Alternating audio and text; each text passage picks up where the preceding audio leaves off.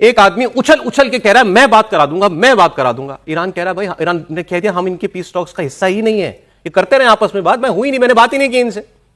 Trump ने एक बार भी पाकिस्तान का नाम नहीं लिया कि हमने पाकिस्तान से हमने ये बातें की हैं पाकिस्तान से।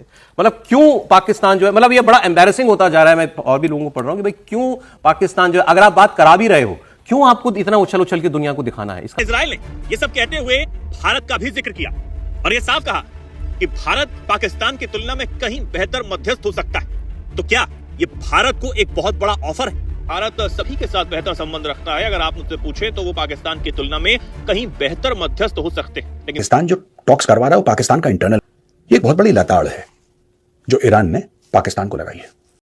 वो कह रहे हैं जी ये पाकिस्तान की बल्ले बल्ले हो गई है, और पाकिस्तान जो है इस वक्त जिस तरीके से उसने ईरान वॉर में जो रोल प्ले किया है और जैसे वो सुलह सफाई करवा रहा है, इतनी बड़ी एक वॉर, इतने बड़े बड़े कंट्रीज, कहाँ पाकिस्तान जिसको आप हमेशा कहते थे जी पाकिस्तान चीज क्या है, ये तो जो है कटोरा लेके घूमते हैं। पाकिस्तान की जो फॉरेन पॉलिसी सक्सेसेस हैं, हम जानते हैं कि अभी कुछ माजी करीब में अगर हम चले जाएं तो हमारी डिप्लोमेटिक स्टैंडिंग को कुछ हमारे जो एडवर्सरीज थे वो उसको आइसोलेशन की तरफ ले जाना चाहते थे, लेकिन अल्हम्दुलिल्लाह हमारी जो फॉरेन ऑफिस है और हमारी जो पॉलिटिकल लीडरशिप है, पाकिस्तान का बड़ा बुरा हाल है। और पाकिस्तान ये भी डरता है, एक तरफ तो अफगानिस्तान से लड़ाई है, दूसरी तरफ उसको ये भी डर है कि कहीं ईरान से फ्रंट खुल न जाए। सऊदी का दूसरा संकट है जिससे वो कर्जे में डूबा हुआ है, जिससे वो पैसा लेने शेखों के पास जाता है। और रिश्ता वो बता ही चुके हैं कि सऊदी के होने का मतलब क्या है, कैसे शरीफ साहब दौड़े दौड़े चले गए थे कि जिन्होंने हमला करा वो इसका हिस्सा नहीं है, जिन पर हमला हुआ वो इसका हिस्सा नहीं, तो इसका हिस्सा है कौन?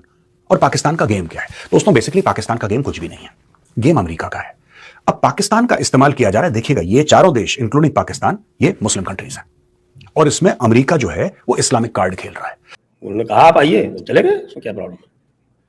हमें कभी नहीं कहा कि साहब हम जो है वो आपके बीच में पड़ेंगे, कभी नहीं कहा, पढ़ते ही नहीं हम बीच में। तुम्हें पता है दलाल का क्या होता है बीच में। और वैसे अभी आपने दलाली पूरी नहीं की है क्योंकि अभी तो सिर्फ पोस्ट ऑफिस का रोल हो रहा है। हाँ पोस्टमैन का, जी पोस्टमैन का रोल हो रहा है, तो वो पोस्टमैन पोस्ट ऑफिस करते रहिए और नतीजा तो वही होगा जो अफगानिस्तान में हुआ था। ये जय हिंद दोस्तों, काफी बड़ी अपडेट है। पाकिस्तान जो उछल रहा है बार बार, पाकिस्तान में मैं देख रहा हूँ मीडिया पे एक ही चीज है, पाकिस्तान की आर्मी और पाकिस्तान की जो एस्टेब्लिशमेंट है वो फैला रही है कि जी हम मध्यस्थता करा रहे हैं, हम मध्यस्थता करा रहे हैं। ठीक है, इसीलिए पाकिस्तान के विदेश मंत्री इसाक डार ने शांति वार्ता से पहले ही ईरान और अंतरराष्ट्रीय लोगों को दिखाने के लिए अमेरिका वगैरह को अपने देश में सऊदी अरेबिया और इन सबको बुला के एक गठबंधन करने की कोशिश की जिसमें वो फिसल के गिर गए थे। लेकिन इसमें ईरान और अमेरिका और इजराइल का रुख साफ है कि पाकिस्तान जो है किसी भी प्रकार से अब शांति वार्ता नहीं करा सकता, ना ही उसका हिस्सा बन सकता है। और अमेरिका ने अपनी जो प्रेस कॉन्फ्रेंस दी ईरान के हवाले से आज, अमेरिका के हिसाब से अगर बात कर रहा हूँ टाइम के हिसाब से, आज उन्होंने पाकिस्तान का शांति समझौते में नाम ही नहीं लिया। इजराइल वैसे ही कड़ी प्रतिक्रिया दे रहा है। इजराइल के विदेश मंत्रालय ने कहा कि पाकिस्तान पर हमें बिल्कुल भी भरोसा नहीं है, जो देश खुद जिहाद और आतंकवाद जैसे समस्याओं से घिरा है वो हमें क्या शांति दिलवाएगा। पाकिस्तान खुद के मुद्दों में ही घिरा हुआ है, वो क्या दुनिया में शांति लाएगा। बेसिकली बड़े जो देश हैं वो ये बात कर रहे हैं। फिर भी पाकिस्तान ने अपना आखिरी दांव चला था मिस्र और सऊदी अरेबिया को बुला के।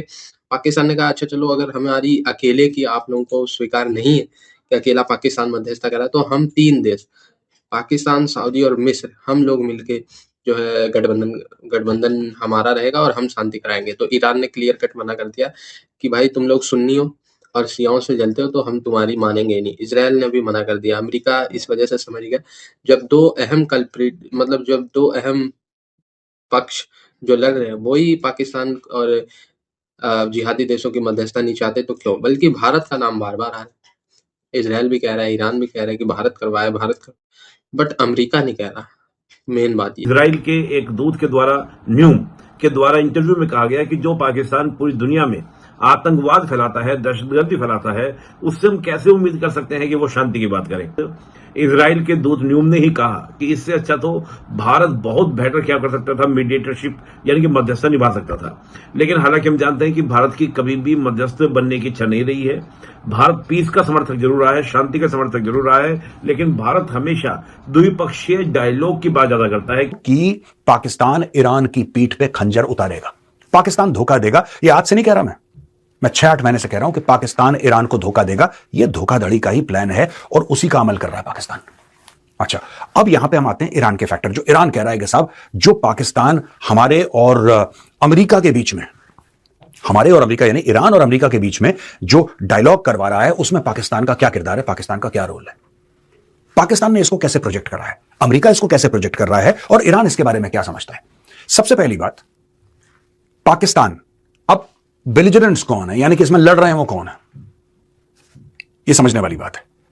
आज की तारीख में अगर हम ये बोलें कि अरिक्चई जो फॉरेन मिनिस्टर है ईरान के, अगर वो पाकिस्तान आते हैं किसी मीटिंग के लिए, क्या वो सेफ हैं? मैं आपसे पूछ रहा हूं, आप कमेंट्स में लिख सकते हैं कि साहब सेफ हैं कि नहीं है, आपको क्या लगता है। और अरिक्चई अगर पाकिस्तान में आप कहते हैं कि नहीं साहब अगर पाकिस्तान में आते हैं तो सेफ हैं, फिर मैं आपसे यह पूछूंगा कि कई साल पहले मुल्ला बरादर भी आए थे, जो तालिबान की बिल्कुल हायरार्की पे है, मुल्ला बरादर, जिन्होंने दोहा अकॉर्ड साइन करे थे। वो जब पाकिस्तान का भरोसा करके पाकिस्तान में आए थे तो पाकिस्तान ने उनको कैप्चर क्यों कर लिया? उस समय भी जंग का माहौल था, पाकिस्तान ने दगाबाजी करी तालिबान के साथ और तालिबान के सीनियर लीडर मुल्ला बरादर को कैप्चर कर लिया और लगभग 9 साल उनको जेल में रखा, उनके साथ टॉर्चर किया। क्या आपको ऐसा लगता है कि अरिक्चई के साथ भी पाकिस्तान वही करेगा जो उन्होंने मुल्ला बरादर के साथ किया था? क्योंकि उस समय भी डिप्लोमेटिक रिलेशंस थे, एम्बेसडर था भाई, तालिबान का एम्बेसडर इस्लामाबाद में था, इस्लामाबाद का एम्बेसडर काबुल में था। That is a fact. Pakistan ने बोला कि हम मुसलमान हैं, आप भी मुसलमान हैं, आइए अमन शांति से बात करते हैं, आइए आपका इस्लामाबाद में स्वागत है। वो बेचारा इस्लामाबाद गया, उसको पकड़ के जेल में डाल दिया। अब दोबारा ईरान के फैक्टर में देखिए, बात यह है कि ये जो मीटिंग करवा रहा है पाकिस्तान, उसमें इजराइल इन्वॉल्व हो ही नहीं सकता, क्योंकि इजराइल के साथ किसी भी देश की कोई डिप्लोमेटिक रिलेशनशिप है नहीं। अब पाकिस्तान की है नहीं, सऊदी अरब की है नहीं, फिर यानी कि आप इजराइल से बात नहीं कर सकते।